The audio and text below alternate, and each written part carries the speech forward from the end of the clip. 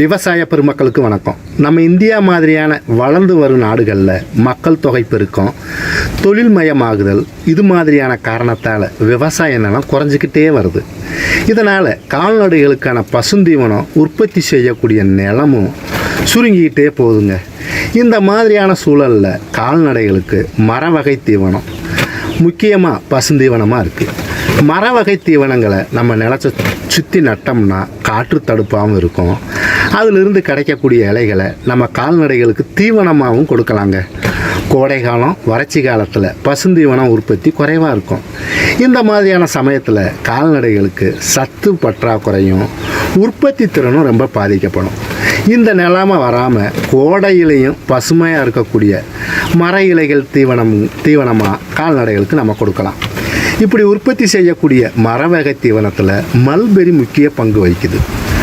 மல்பெரியில் மற்ற மர வகை பசுந்தீவனத்தை விட அதிக சத்துக்களும் நல்ல தரமும் அது போக சுவைத்தன்மையும் அதிகமானது கொண்டதுங்க இந்த மல்பெரி. இந்த மல்பெரி தீவனத்தை உற்பத்தி செய்கிற செலவு பார்த்திங்கன்னா புல் வகை தீவனங்கள் செய்கிற செலவை விட ரொம்ப கம்மி தாங்க. அது மட்டும் இல்லைங்க, மல்பெரி இலைகளில் புல்வகை பசுந்தீவனங்களை காட்டிலும் அதிகமான புரதச்சத்தும் தாதுப்புக்களும் மற்ற சத்துக்களும் நிறைஞ்சு இருக்குது. இந்த மல்பெரி செடிகள் எல்லா தட்பவெப்ப சூழலையும் வளரக்கூடியதுங்க. மரவகை தாவர வகை பசுந்தீவனம் ஆகும். மல்பெரி இலைகளில் அதிகமான புரதமும் அதோட சமமான நிலையில் தாதுப்புக்களும் அதிகமான சுவைத்தன்மையும் அது மட்டும் இல்லைங்க நல்ல செரிமானத்தன்மையும் இருக்குது. மல்பெரி இலையில் நம்ம ஆடு மாடுகளுக்கு தயக்கமில்லாமல் கொடுக்கலாம்.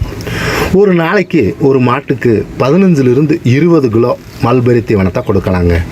ஒரு நாளைக்கு ஒரு வேளை, குறிப்பாக அந்த மதிய நேரத்தில் அன்றாட தீவனத்தில் நார்ச்சத்து மிக்க தட்டை வைக்கோலுக்கு பதிலாக மல்பெரி இலைகளை கொடுத்தோம்னா பால் உற்பத்தியும் பாலில் கொழுப்பு சத்தும் கூடும் அப்படின்னு ஒரு ஆராய்ச்சியில் கண்டுபிடிச்சி சொல்லியிருக்காங்க. மல்பெரி இலைகளை தீவனமாக சாப்பிட்ட மாடுக மல்பெரி தீவனத்தை திங்காத மாடுகளை விட 24 நாளைக்கு முன்னாடியேவும் சினை பிடிச்சதா ஒரு ஆராய்ச்சி குறிப்பு சொல்லுது. அதனால் கால்நடை வளர்க்கக்கூடிய விவசாயிங்க மாடுகளுக்கும் ஆடுகளுக்கும் மல்பெரி தீவனங்களை கொடுக்கறதால இனப்பெருக்க குறைபாடுகளை தீர்க்கலாம். பொதுவாக மர இலை தீவனத்தில் 10 to 18% புரதச்சத்தும் சுண்ணாம்பு சத்தும் அதிகமாக இருக்குது. ஒரு சில காரணத்தால் கால்நடைகள் சில மர இலைகளை விரும்பி திங்காது. இது மாதிரியான சமயத்தில் மர இலைகளை திங்க பழக்கப்படுத்த வேண்டியது ரொம்ப முக்கியங்க. அதுக்கு மர இலைகளோட வேறு புல்லுகளோட கொஞ்சம் கொஞ்சமாக சேர்த்து கொடுத்து பழக்கிறது ரொம்ப முக்கியம். நம்ம என்ன செய்யணும்னா காலையில் வெட்டி கொண்டு வர்ற மர இலை தீவனத்தை நிழலில் கொஞ்சம் நேரம் காய விட்டு நம்ம கால்நடைகள் கொடுக்கலாம். இன்னொன்று, நல்லா மர இலைகளை திங்கிற ஆடு இல்லைன்னா மாடு பக்கத்தில் இந்த மர இலை தீவனத்தை திங்காத கால்நடைகளை கட்டி வச்சு தீவனம் கொடுத்தோம்னா அதை பார்த்து பக்கத்தில் இருக்கிற கால்நடையும் திங்க பழகிக்கிறோம். அதுபோக கால்நடைகள் ஒரே மர இலைகளை விரும்பாது. அதனால் பலவித மரங்களோட இலைகளை கொடுக்கறது ரொம்ப நல்லதுங்க. அதுக்கு தீவன மர வகையான சூபா புல்லுங்கிற சவுண்டால், அகத்தி, அப்புறம் கிளரிசீடியா இந்த மரைகளை கால்நடைகளுக்கு நம்ம தீவனமாக கொடுக்கலாம். இப்படி கொடுக்கறதால தீவன செலவை குறைக்கிறதோட நம்ம நிலத்தோட மண் வளத்தையும் பாதுகாக்கலாங்க.